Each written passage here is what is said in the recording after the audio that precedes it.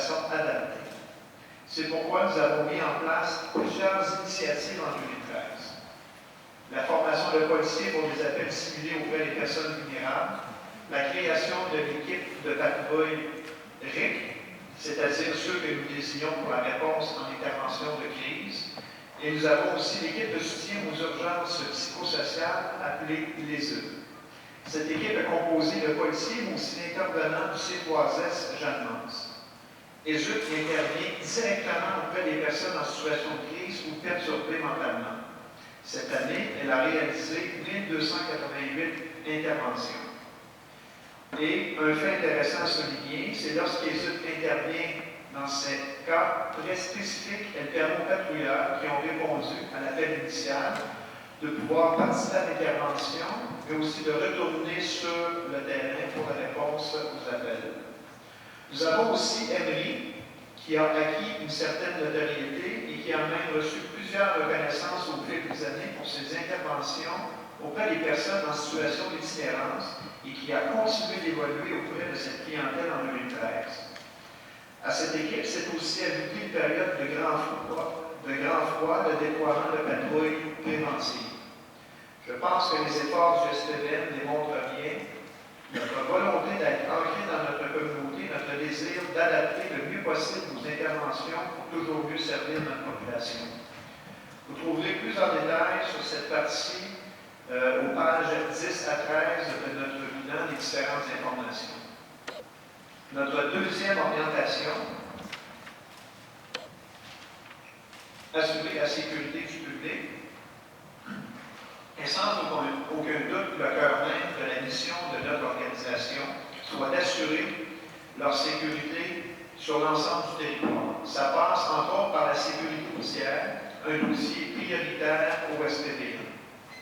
Nous sommes très satisfaits de notre bilan aussi pour l'année 2013, puisqu'il s'est amélioré de façon notable avec une baisse de collisions mortelles et une diminution significative du nombre de victimes décédées.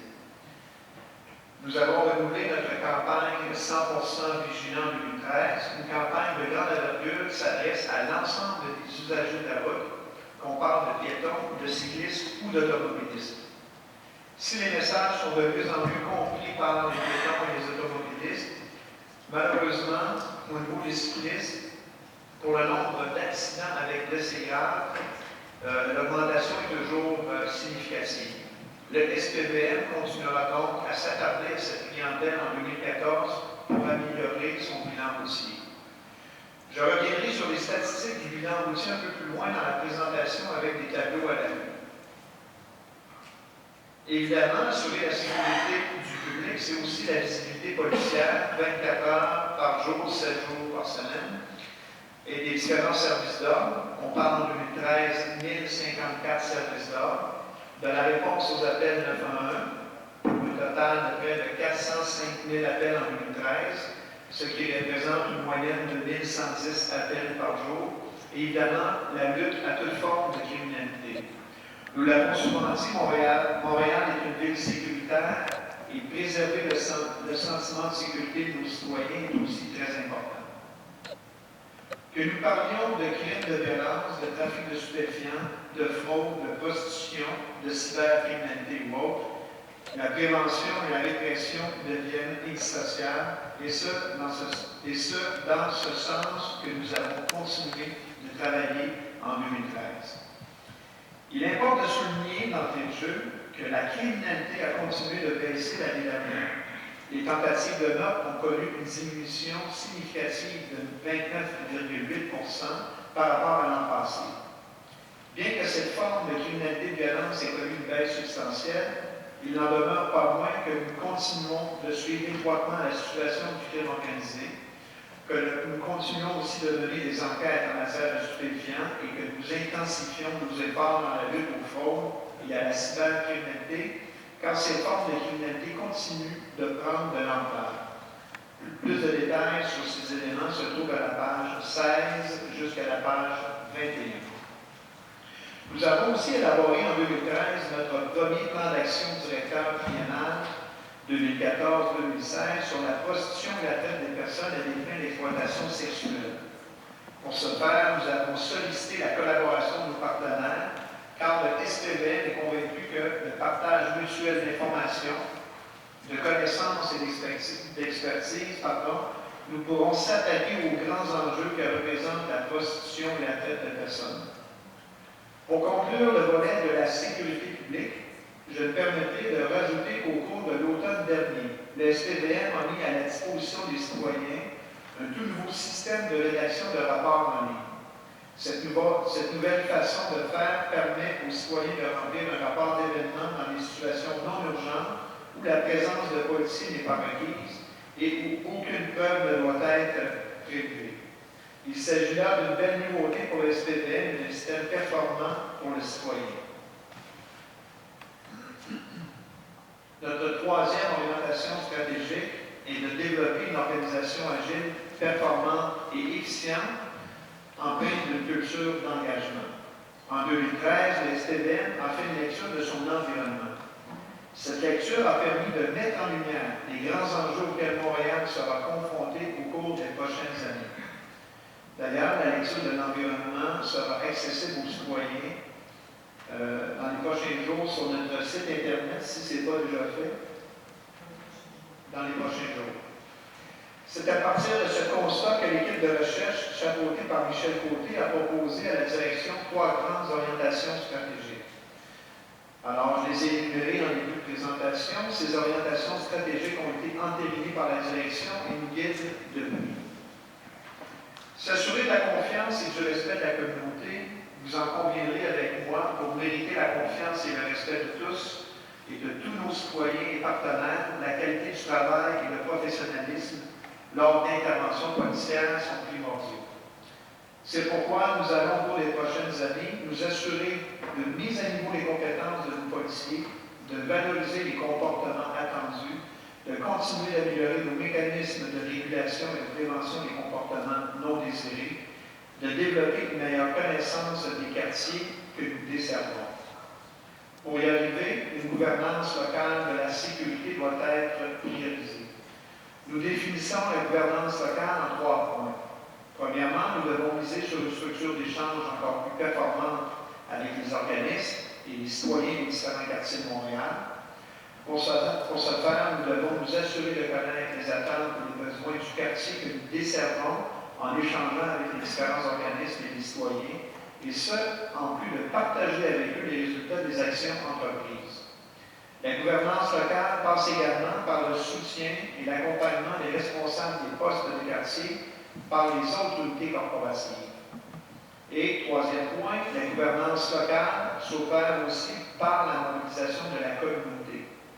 Il faut absolument continuer à développer des partenariats comme ceux que nous construisons depuis quelques années.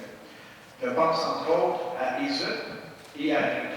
Ce sont ce genre de partenariats qui reposent sur un engagement réel de différents partenaires qui se traduisent le plus souvent en action et qui profitent à la communauté montréalaise. Notre deuxième orientation stratégique est d'assurer la sécurité de la communauté. Pour y arriver, nos responsables des postes de quartier ont bien sûr un mandat important à remplir. Ce mandat ne pourrait toutefois être accompli sans le rôle que doivent jouer les unités corporatives dans l'identification des priorités à accorder à notre organisation. Au cours de la prochaine année, nous allons donc nous concentrer sur 5 enjeux principaux. La criminalité de violence continuera d'être une priorité. Une attention particulière sera également apportée à différents groupes de personnes, comme les aînés, les victimes des proxénètes et de traite de personnes, les personnes ayant des problèmes de santé mentale, les personnes en situation d'itinérance, ou encore celles qui ont des problèmes de toxicomanie reliés aux drogues. Afin d'augmenter le sentiment de sécurité, nous continuerons de nous attaquer au milieu du crime organisé et nos ressources continueront également d'accorder une grande importance à la cybercriminalité qui prend de plus en plus d'ampleur. Enfin, la sécurité routière demeurera au cœur de nos priorités. En 2014, nous continuerons d'intervenir auprès des piétons, des cyclistes et des automobilistes afin d'augmenter la sécurité de l'ensemble des usagers de la route. Notre dernière orientation stratégique, qui est basée sur notre agilité, notre performance et notre efficience, s'articule autour de 4 volets. Bien sûr, la transformation organisationnelle dont je vous ai parlé au début de ma présentation continue d'être au cœur de notre démarche afin que notre vision puisse se concrétiser. Plusieurs chantiers sont d'ailleurs en cours de réalisation, dont ceux de la révision des enquêtes et des mesures de performance. Nous allons également renforcer notre capacité de vigie. L'effritement des frontières et l'avènement des technologies de l'information influencent en effet nos sociétés.